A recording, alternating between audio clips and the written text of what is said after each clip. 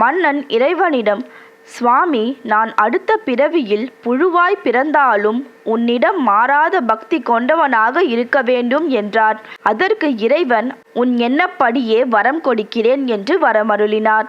பூரியசஸ் மன்னனுக்கு மகாவிஷ்ணு தரிசனம் கொடுத்த நாள் அக்ஷய திருதியை நாளாக சொல்லப்படுகின்றது.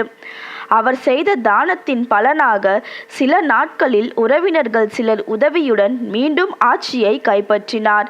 பிறகு நல்ல முறையில் ஆட்சி செய்து வந்தார். இதுவே அக்ஷய திருதியை தோன்றியதற்காக சொல்லப்படுகின்ற வரலாறாகும்.